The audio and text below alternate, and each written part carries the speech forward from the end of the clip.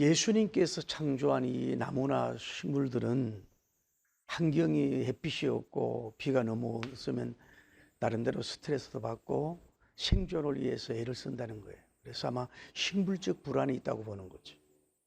예수님이 창조한 동물들은 너무 흙이 나거나 힘들고 어려우면은 무서움과 불안을 가지고 평안을 깰 수밖에 없는 거예요. 우리 만물의 영장인 우리 인간들도 이렇게 첨단 과학시대에 살고 있지만 늘 평안하다가 때로는 평안이 산산이 깨어질 수가 있는 상황이 주어질 때가 있는 것입니다. 우리가 먼저 본문을 통해서 알 수 있는 것은 생각지 않고 예감하지 못한 일로 인해서 평안이 깨어질 수 있다는 걸 아셔야 됩니다. 성경에 나타나는 인물이 예를 들어 남편이 나이가 많고 늙은 사람이란 말이에요. 이 사람이 병이 들고 암이 걸리고 어려움이 있으면은 우리 서방님은 이 연세가 있고 나이가 많아서 찾아온 병이거나 그래도 받아들이기가 쉽고 수용하기가 쉽단 말이에요. 그 차라리도 자기가 몸이 아프든지 병들으면은 내가 가로했나 보다 하고 그걸 알 수가 있는데 전혀 하나님의 기적적으로 덕남에 있던 아이가 갑작스럽게 마이해도 머리야 이러더니 자기 품에 앉아가지고 한낮 만에 아이가 죽어버리고 말았다 이 말이에요. 이것을 보면은 이 가정에는 전혀 예감하지 못한 일로 인해서 슬픔과 그 처절할 정도로 사랑하는 기둥이 무너졌을 때에 그의 마음의 평안은 완전히 산산이 부서지고 깨어질 수밖에 없는 상황입니다. 오늘 여러분과 저도 여러 관계 속에서 생활하면서 예측하지 못한 일로 인해서 평안이 박살이 나고 깨어지고 어려움을 겪고 울고 이 자리에 우리가 올 수도 있다고 하는 것을 알아야 됩니다. 한 걸음 들어가서 이 사람은 이 평안이 깨어졌을 때에 평안이 깨어진 현장을 자기만 알고 다른 사람들에게 보여주지 않는 것을 볼 수가 있어요. 아이가 자기 품에 앉아서 죽게 되자 그 아이를 시신을 안고서 이 엘리사님이 눕던 침대에다 눕히고 물을 잠그고 봉해버려요. 그리고 이 사람이 나오는 걸 볼 수가 있어요. 자기는 그 현장과 왜 무엇 때문에 죽은 상황을 알고 있는 것을 이것을 쉽게 공개하지 않고 가령 나이도 많고 영성과 믿음이 떨어진 남편에게 얘기를 해버리면 이 사람이 절도도 할 수가 있고 장례식 준비를만 하려고 하고 부정타는 게 아니라 부정적인 말만 자꾸 해서 이 거룩한 생명의 살림에 판을 깨는 결과를 가져온단 말이에요. 그러니까 여러분이 어떤 사건이 일어나고 사태가 일어나면은 무슨 일을 만났을 때 믿음이 유약하고 연약하고 고령자라든지 그것을 이해하지 못하는 사람에게는 뭐예요? 그걸 알려면 뭐예요? 그들 마음에 뭐예요? 평안이 깨어지고 새 생명 재창조에 뭐예요?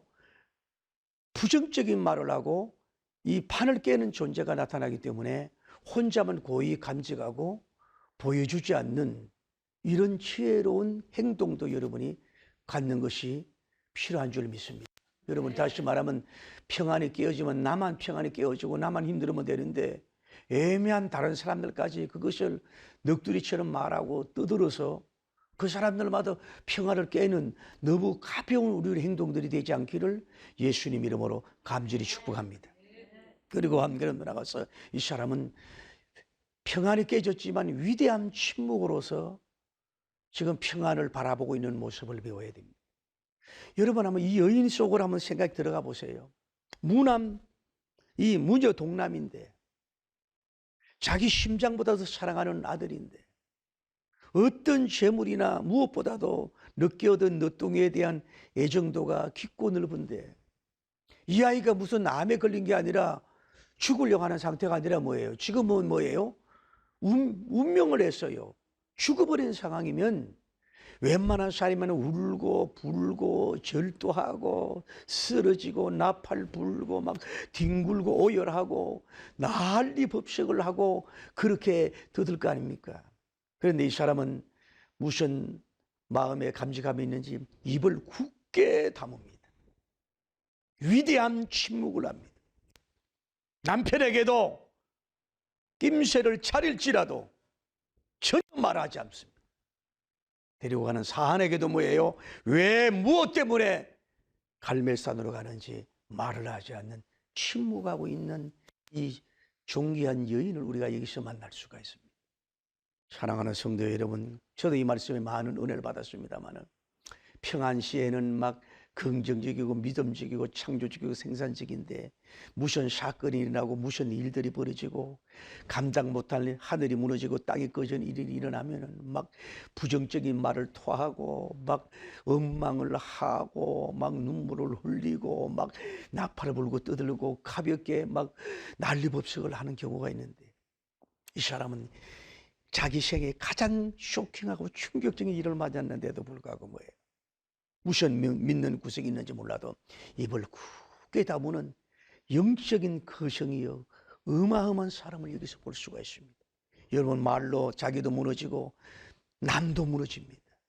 마음으로 믿어 의에 이르고 입으로 신에도 구원한다 그랬는데, 무슨 사건이 일어날 때에 좀 차라리 굳게 입을 담글 수 있는 이런 능력이, 냉정한, 마치 쌍칼 면도칼처럼 냉정하게 이성을 차리고 입을 다물 줄 아는 위대한 자매님도 되고 형제님 되기를 예수님 이름으로 축복합니다.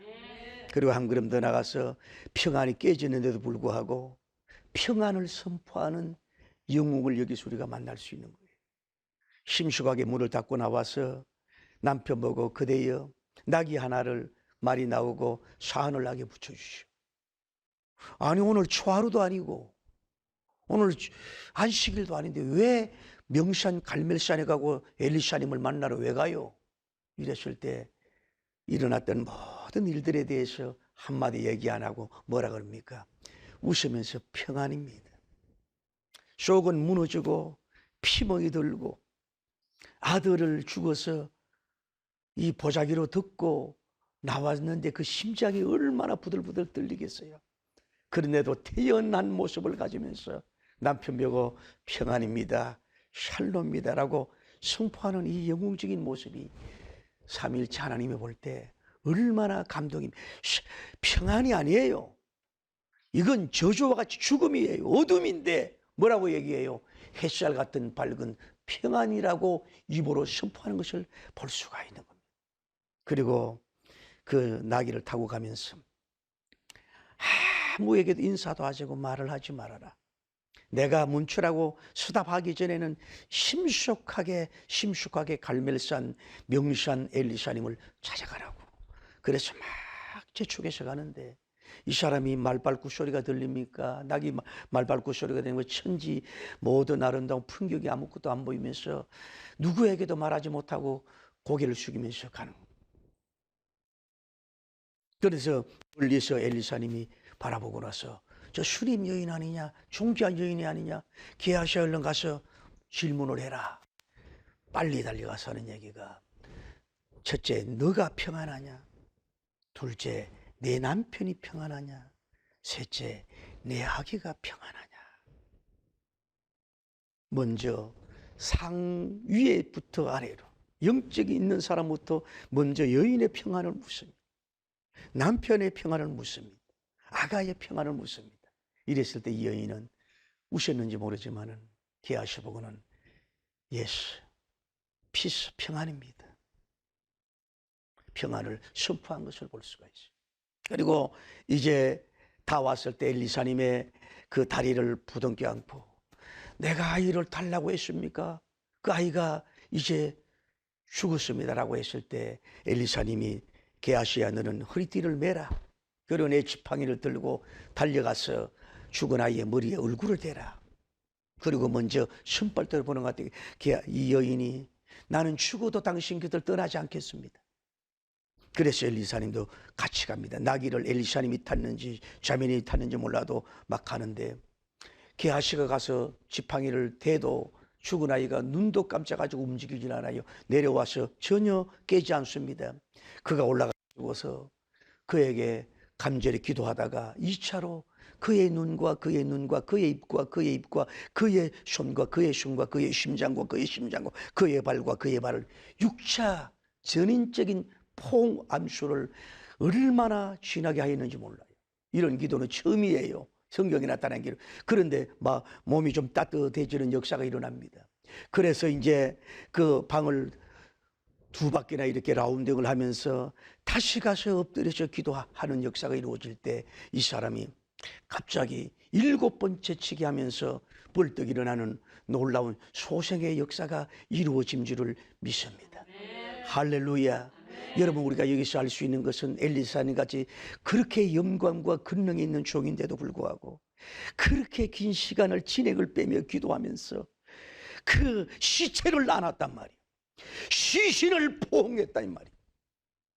이 사람을 살리기 위해서 죽은 송장을 부둥켜 안고 입맞추는 이 사랑이 죽음보다 강하다고 해서 강력한 이 사랑의 기도가 이 죽은 자를 살리는 놀라운 기적이 일어나게 된 줄을 믿습니다. 예수님께서는 요한복음 14장 27절에 평안을 너희에게 끼쳐노니 곧 나의 평안을 너희에게 준다고 말씀했습니다. 엘리사님은 곧 예수 그리스도님의 그림자에 불과한 겁니다.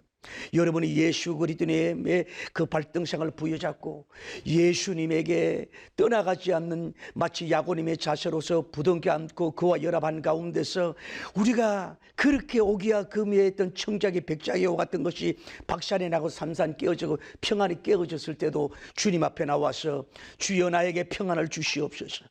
평안하지 않지만 평안을 대 선포하며 평안을 호령하며 평안을 악한 마귀에게 명령하며 나아가고 부르질 때에 그분께서 여러분에게 평안을 끼쳐주실 줄 믿습니다.